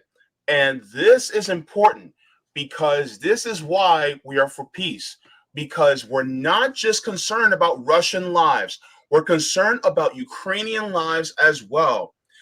The people in the State Department and all, within our government has said, oh, we're going to fight this war down to the last Ukrainian. What does that mean? That means that they're willing to risk Ukrainian lives for the profits of Honeywell, for Northrop Grumman, for Lockheed Martin. They're willing to risk the lives of Ukrainians for profits. That's what it's about. And when people realize this, next thing you know, you're going to see Ukraine, is a dilapidated nation because of this war, because the United States is doing it for profit, and they're being controlled by the military-industrial complex. That's exactly what this is about. And so when people like us are saying that we want the war to just stop, we're talking about peace. Guess what? Zelensky and Putin were down for peace talks, but who stopped it? Who put a halt to it? Mm-hmm. It was Joe Biden and Boris Johnson. So who's really the one that's perpetuating this war? It's the United States with the backing of NATO in order to do it. Yes, JB. So really, if you want to talk about stopping the war, then really we need to talk about what our government is perpetuating right now in order to stoke the flames of war. Because this is no different than what they've done in Vietnam. Go and look at the Winter Soldier documentary that was put out in 1972. It's on YouTube. Yep. I watched it. And so I covered it on my show, on the JB show here on RBN on Sunday. And that's very important because this is all about money. Like Sabby always says, follow the money. That's all you have to do. CJ, yeah, I was gonna say also. Go ahead, Sabby. And I was gonna say also, Ukraine's economy is going to collapse. This country is going to collapse by the end of this. 20 years in Afghanistan. How are people in Afghanistan doing now? Exactly. It's been a while. Sure, I can play the video first. It's a short clip, so let's play it again. I want to see it again, and then we can read Jimmy. Yeah, then I'll read what. It's only 90 seconds, so let's watch it again. Yeah. And I mean truly random rally on the National Mall in Washington, D.C. A rally in support of Russia, I guess, given all the Russian flags, at least a rally against the U.S. supporting Ukraine in trying to stand up against the Russian invasion of their country. This was a tiny event. It was small. It was a weird assemblage of Americans. There were Proud Boys there. There were some of the white supremacist groups you'd recognize from the Unite the Right rally in Charlottesville a few years ago. Also represented prominently the remains of the bizarre Lyndon LaRouche cult. There were a lot of people with Russian flags, also the occasional flag of the former Soviet Union. Also, at least one person who guest hosts for Tucker Carlson. She is mastered the CIA talking points. Go ahead. You filmed the video. Was there as a featured speaker? There were anti-vaccine conspiracy theorists, a lot of them. There were cryptocurrency promoters. It was a really weird group. It was a small rally and a weird one. But that's what it looks like. That's the assemblage of short straws and split ends and loose. So read the caption there. I'm just going to pause it to read it. Pro-Russia demonstrators rally in Washington, D.C. You notice they say pro-Russia instead of anti-war or anti-Ukraine war. At least they know that part. Go ahead. That's why Glenn Greenwald is on point when he said, no matter how much you hate the media, it's not enough. No, it's not. Like the other thing too, in reference to it, is that Rachel Maddow is not a journalist, you guys. You have to understand. Remember, she argued. Remember, it was her and Tucker Carlson that argued that they are technically entertainment. They're not journalists. So the problem is a lot of American people don't realize that when they watch people like Rachel Maddow, they think she is actually reporting the news. She's not reporting the news. This right here, this is basically slander. Pro-Russia, that was not what the rally was about. That wasn't even the name of the rally. It was an anti-war rally. So This is just why again, you can't even, if you wanted to, I don't even think you could sue this woman for this because she already argued in court that she is an entertainer. But the problem is the American people look to her as news. So she's paid $30,000 a day to lie to the American people. And after Russiagate, she really shouldn't be talking about any other type of foreign policy. Mm-hmm. She's no different than Stephen Colbert when he had the Colbert Report on Comedy Central. She's no different. Yep. It's 24 seconds left. We can finish it up. Loose change and loose electrons. That's advocating in this country that Russia's in the right in this war and America should be on Putin's side as he keeps invading. It is not a coincidence. They keep showing these same group of guys. Like literally, these group of guys are the stars of this video when it's a bunch of people at a rally. They're not showing nobody on stage. How are you not focused on stage? Are these people you're talking about? And so this is not a coincidence that this edit they keep showing these guys here. Go ahead. There's a story I'm going to cover on Neck and Night tomorrow on how the police paid hundreds of thousands of dollars to Asian provocateurs to infiltrate the Black Lives Matter protest. So I am being very careful here because I'm not trying to smear these people, but I would not put it past our establishment they know this rally is happening. Send some people with Russian flags there. Oh, absolutely. That they're part. From what Max Blumenthal said, and I think Max is going to come on Thursday. We're going to hash this out about this rally as well. From what Max Blumenthal said, apparently those individuals with the Russian flags were a part of CPI, the Center for Political Innovation. Oh, I see. Yeah. So that was another thing. And it's like, unfortunately, of course, that's what the media is going to focus on. Yeah, I want to show you guys this as well because this relates to the Rachel. Actually, CJ, pull the Jimmy take because we can read. Let's read Jimmy take. I'll show you guys what I have. But anyway, I have a story. I'm sure, and this is why I have no tolerance for people who do the Tucker Carlson, Tulsi Gabbard thing, where they like, oh my God, the Black Lives Matter protesters were thugs. Was you there? I was there. And it was a great community event where you had elders that went around and make sure that everyone was behaving, right? But then they said, oh, they all violent thugs, completely ignoring the epidemic of the law enforcement using agent provocateurs. Well, anyway, I'm gonna cover that tomorrow. I'll cover that tomorrow. Anyway, this is Jimmy's tweet. I'll read it.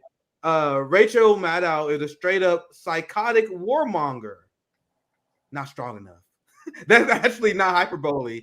She's pretending that NATO and the United States did not intentionally provoke this war. And she focuses on some rando holding Russia flag to discredit peace rally because of course she did. Of course she did. That's her job. But anyway, that's a base. There's Sabby there. Sabby's reply blew up right there. 23 or about to hit 2,400 right now. Has Rachel apologized yet? That been debunked. What Heartland say?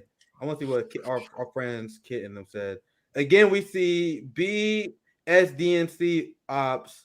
MSNBC reporting on the story saying nothing at all. Notice Rachel is not interviewing the speakers. Yes, exactly. I think that was one you guys said earlier. Did you notice there's not like a journalist who is curious and say, I want to talk to some of these people. You guys are pro-Russia. Let me see where you're coming from. You notice there's none of that. That's because they know they're doing propaganda. Yep.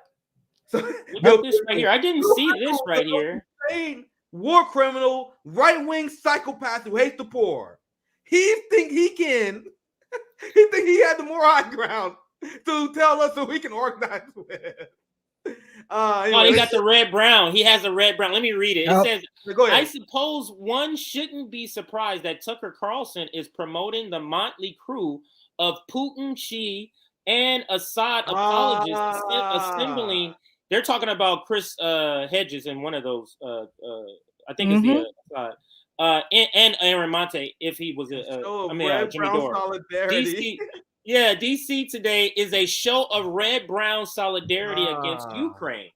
A reminder, though, and of what's at stake in supporting Ukraine and defending Putin. He sent us a reminder because we're not going to listen to nothing of what they're going to do. We're going to do whatever we want. Forget the protesters. And he's referring to Tucker Carlson promoting or giving it a shout out on his show. So.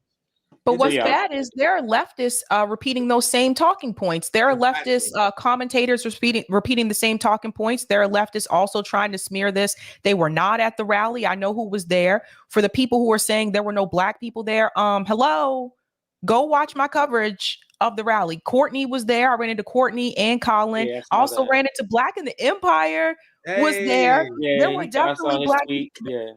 Yeah, Garland Nixon.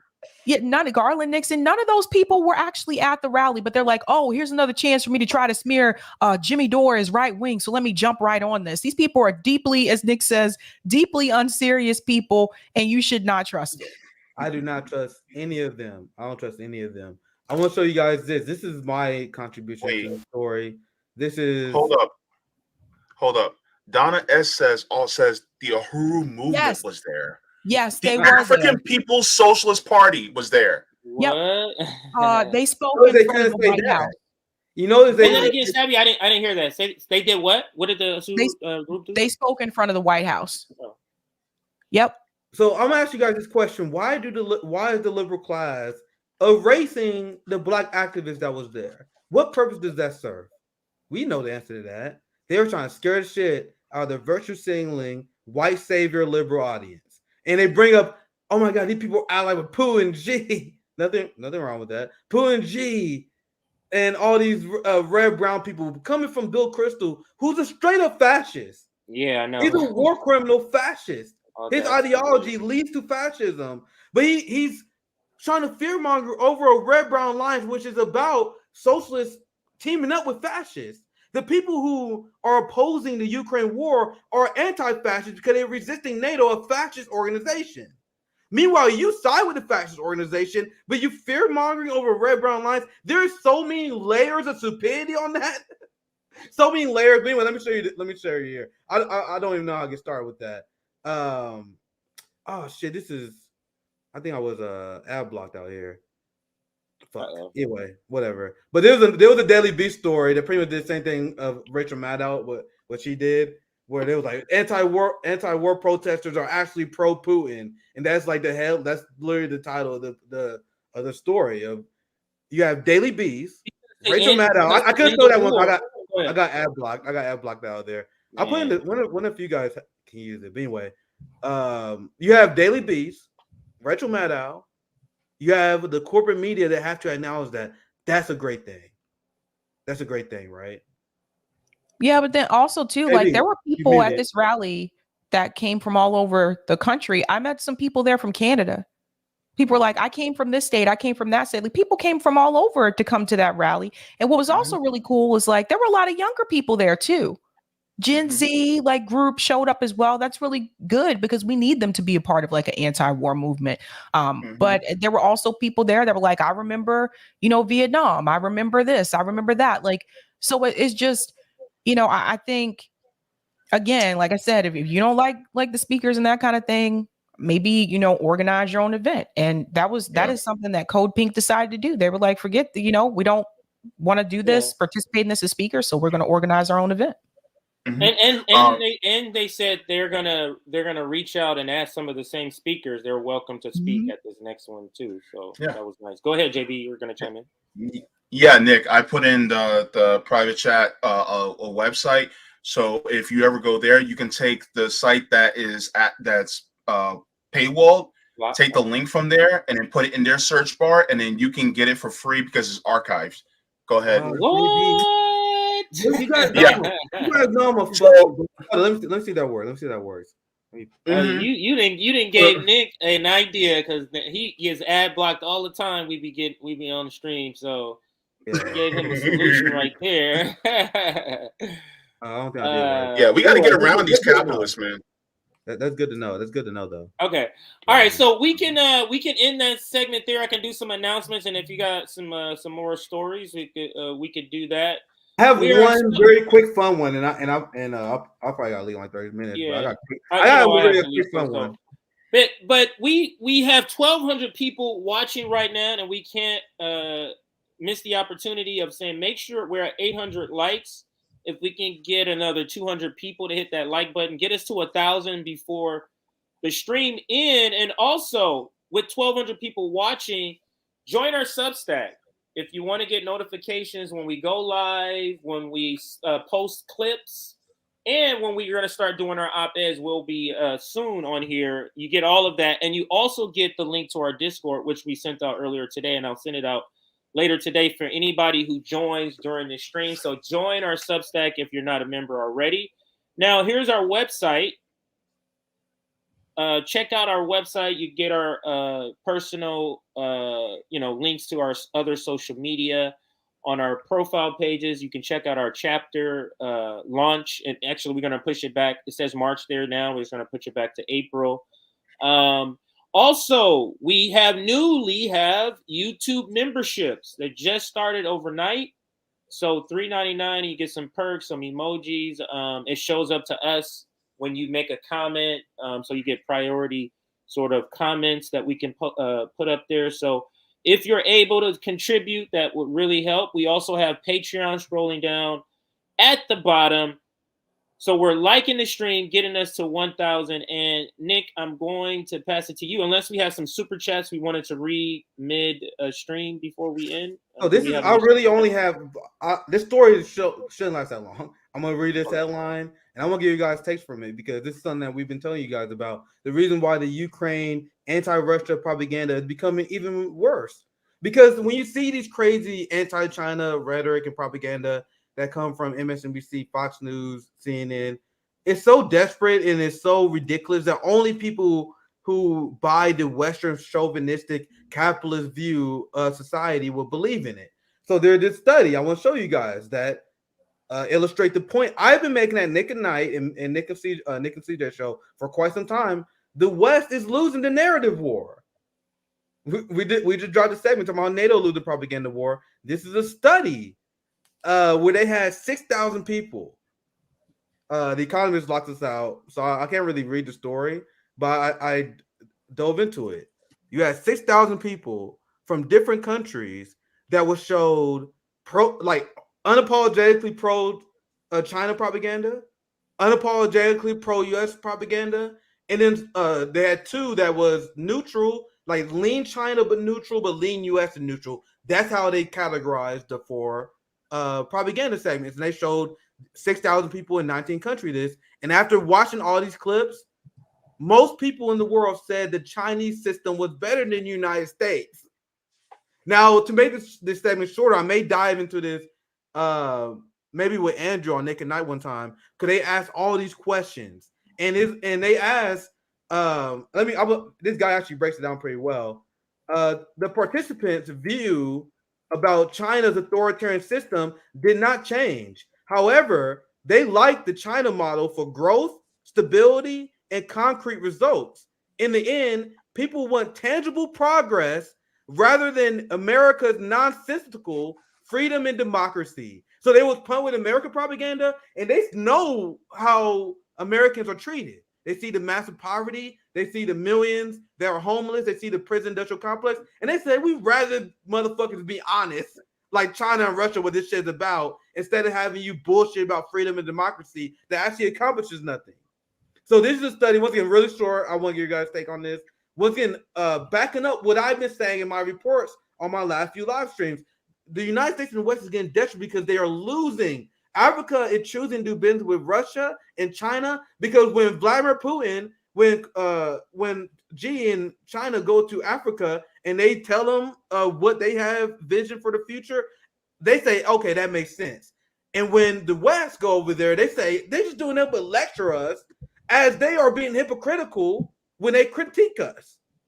So they critique us for human rights violations, but they kill the shit out of people with their police. They bomb Iraq. They invade countries. And they tired of that. That's why they prefer the Russian and the Chinese model, which this study breaks down. So I want to get this very I think it's inevitable, and I'm going to give my thoughts because I got to chime. I think we'll all kind of give our thoughts and then kind of chime out here because Sabby guys to go too. Yeah. But I think it's inevitable. We see what's happening with BRICS. We saw the shift with Saudi Arabia saying, hey, I'm interested in BRICS. You see what's happening in Africa. So it's a beautiful thing to see this sort of thing happening to an imperialist power like the United States. But understand that this losing this hegemony means that effect. There's going to be some austerity headed our way here in the United States. So just keep that in mind. But it's a beautiful thing. I'm really glad to see how Africa is now staying. I'm so happy about that. That is one thing that really warms my heart. So that's my last words. I'm going to check out. I'll pass to Sabby and JB to give their last thoughts. Yeah, I have no other stories, so I'm about done here. But any last thoughts you guys have? Yeah, Sabby, other than we got to be really afraid of the Chinese weather balloon, Nick. We got to be. Here comes the balloon. The balloon. That balloon went. I tell you guys, that balloon went to Missouri, and I was up all night. Xi Jinping was watching what I was doing, and it was really stressing me out, man. It's not the police state. You know what I mean? It's not the Wall Street. It's not my landlord. It's not that don't stress me out. I'm worried about Xi Jinping, like a good liberal. I'm a Democrat, and I'm worried about Vladimir Putin. I'm not worried about the police. Who you think I am? You think I'm a red, brown alliance? Think I'm worried about that shit? I ain't going to no anti-war rally. I gotta head out, but I was just gonna say, I think this is a good show. I'm gonna be talking to a journalist for the World Socialist website tonight. We're gonna have a little chat because he didn't write the article, but there was someone there who did write an article criticizing the rally. So we're gonna have a chat about that tonight, and he's also gonna talk to people and explain why democratic socialism is still capitalism. That should be interesting. Sabby, you're very busy tonight. You're very busy tonight. It's a busy day. So the only thing I have, Comrade Misty will be joining me tomorrow for Nick at Night. It's gonna be at 7 Central instead, a little early just for her sake. And also my announcement, I want to announce it during RBN Live. I told you guys about this a few days ago. Worker Strike Back is having a giant rally in Seattle, and I will be flying out to Seattle to give a speech at Worker Strike Back. So that should be very exciting. So I will be live streaming in Seattle. I'm gonna get to meet the friends at Socialist Alternatives / Worker Strike Back. So that's super exciting. One of the reasons why I couldn't go to this event because I'm gonna focus a lot on this. So that's gonna be very exciting. Like I gave a speech at the March for America for All Right. I'm supposed to give a speech here. I love giving speeches. Like you guys know, that's how I got started. I used to give speeches in black barbershops for the Bernie campaign. So it should be very fun. So that's my announcement. Nick at Night tonight. JB, any last thoughts? Sabby, you can dip out if you want. Sabby, JB, any last announcement or anything you have? I think 9 Against is good today. Yeah, so I'm going to be getting into the memberships as well as the super chats and stuff like that. But first, before you guys go, on my channel, on the JB Font channel, I will be doing another reading of Assata Shakur's autobiography. So be sure to go into there. Also, on today, I actually had the CEO and producer and director of Right Brain Studios, who is a documentary filmmaker, an anti-imperialist documentary filmmaker, on my channel. So if you guys want to go to my channel, I also put that also in the chat as well from my channel. And then on top of that, next week on my channel, I'll also be doing some stories. So tune in to my channel as well. Now, to get to some of the people in the chat, and if you need to dip out, Nick, that's cool. Yeah, but I'll see you guys tomorrow. Thank you for cleaning up for us, JB. I'll see you guys tomorrow. All right, see you, Nick. Okay, so just to let you guys know, I know that the chat's going to drop, but thank you so much to all the people who have been commenting on Rockfin. Just to get to some of the tips on Rockfin as well, I'm going to make sure I don't miss out on those. Let me see. Okay, so we're going first to Dominic. And Dominic says, trying to unite people with different ideologies is a distraction from the real problem we have. The problem is not having a voice in government after elections. My nonprofit website shows how constituent polling can do this. It gives voters a way to vote on legislation every day their lawmakers are in office. Check it out. Thank you so very much for that. Mark says, thank you for this great discussion. Thank you so very much, Mark, as well. And I think there is another couple of, so there's another couple of tips on Rockfin before we finish with this.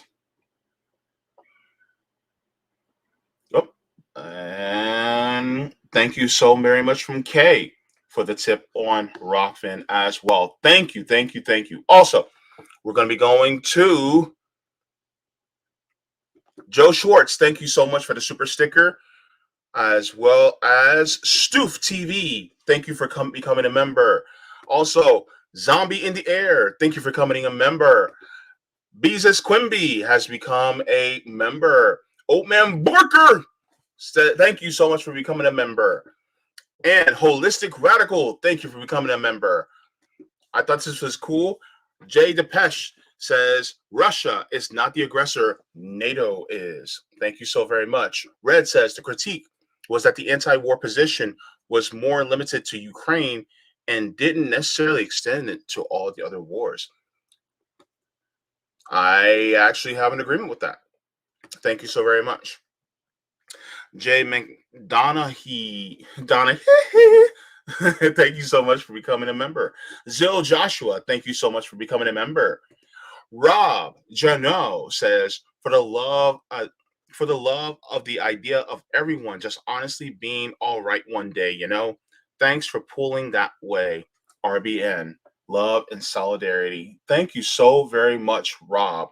Also, Brian Andrews says, thank you so much for becoming a member. Brian Andrews, who's now a RBN member, says, RBN family, kick up the membership to $20 per month. I get busy, and that level will help me continue to support. Thank you so much for the suggestion, Brian. Appreciate it very much. John, thank you so much for the super chat. I'm bummed about the lack of coverage of the rally. Thank you so much, John. Yeah, there could have been more coverage, definitely. Frank Johnson says, Biden went to Ukraine and not Ohio.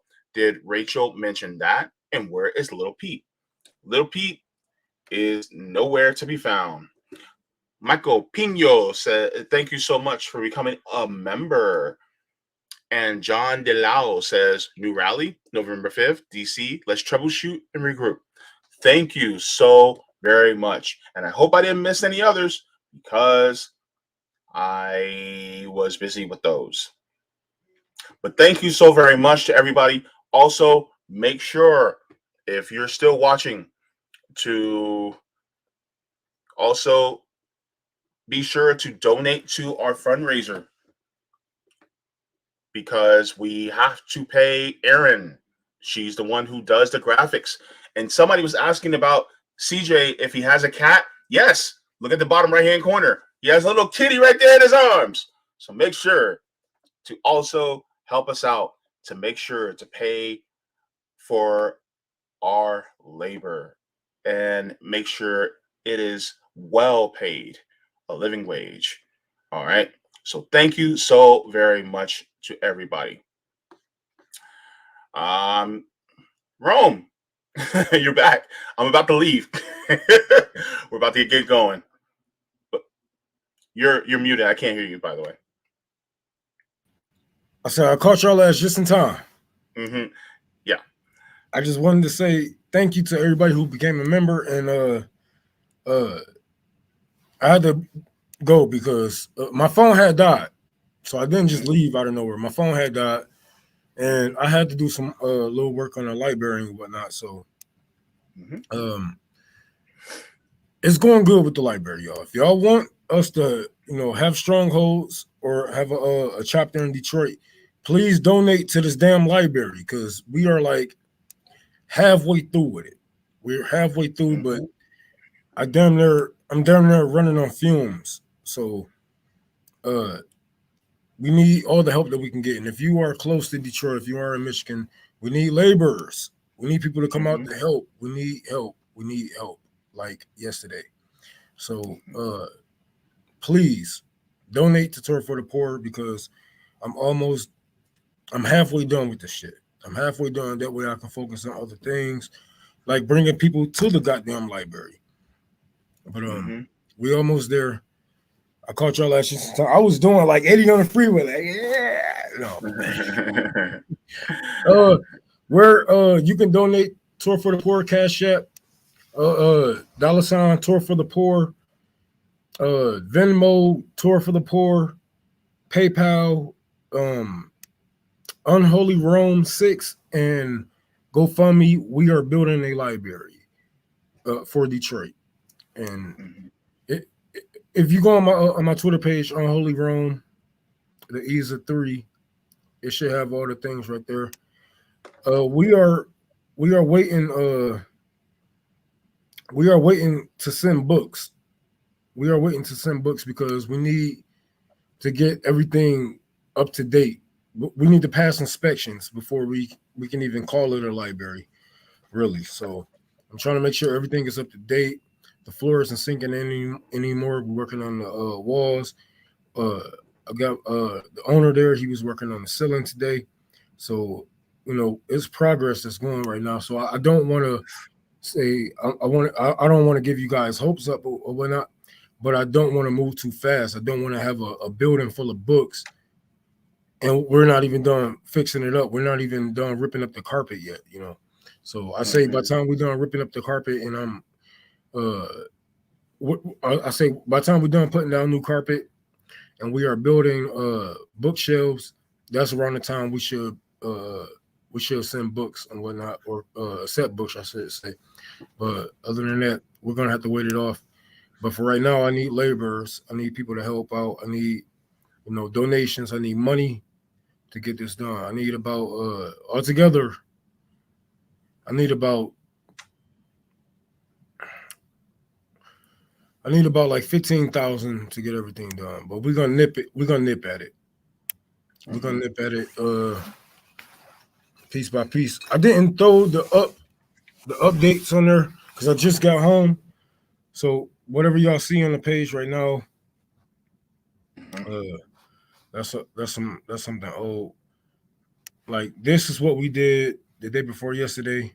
We was just working on this wall. Now, basically all the walls are damn near done or ready to get drywall on it. We got the metal slacks up. We're about ready to we're about ready to get everything done because it's a big number, but I need to get it's a full kitchen in there, and I want to be able to create meals for the homeless. It's going to be a lot. I'm going to create meals for the homeless. We're going to do free haircuts there. I'm still thinking about the free ice cream truck that's going to play revolutionary speeches from, Michael to Malcolm. It's going to be beautiful, but baby steps. Yeah. Donate if you can. Tour for the Poor. We're doing all that we can to bring the community together, to push socialism, to push communism into the next generation minds, and create a stronghold somewhere safe for you guys to come and learn theory, to practice what you preach. Because this is one thing that I have witnessed was a lot of these people, they get libraries, they get these properties and these organizations together, but they are too non-violent to actually protect the people that comes up under their wing to learn. And you will be protected. If you come to my library, there will not be no white supremacists outside the door. And if there is, we will make sure that they are eradicated. We will make sure that that they are taken care of. We will make sure that you are protected. And you have a safe space to learn as a Marxist, as a socialist. Even in the middle of Detroit, you will have a safe place to come. But that's what we're doing right now. Yeah. So there is the GoFundMe. We're building a library for Detroit, and so if you guys can also donate to that for the library in Detroit. Look at Rome there cheesing like he does.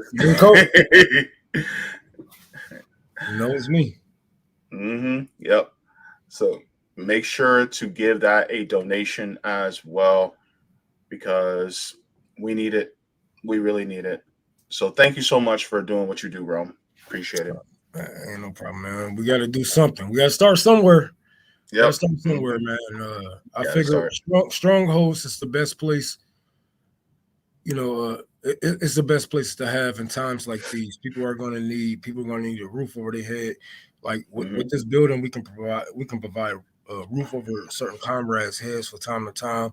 We can provide, food. We can provide knowledge. Damn near everything in this one little pack, and it's beautiful. It's gonna be beautiful once it comes together, man. But this is the start of something beautiful, and I'm just trying to lay down the ground. I'm trying to lay it out to let my comrades know, like, it's easier than they will make you believe. All right, cool. All right, so with that, we're gonna get going because my brother's gotta eat. I'm hungry. I barely ate today. So thank you so much. Also, make sure to, if you are subscribe to our Patreon as well. Thank you so very much. If you do, then Rome will change your life. And also, be good to cats, right? Better, or I'm gonna hunt your ass in your dreams and afterlife.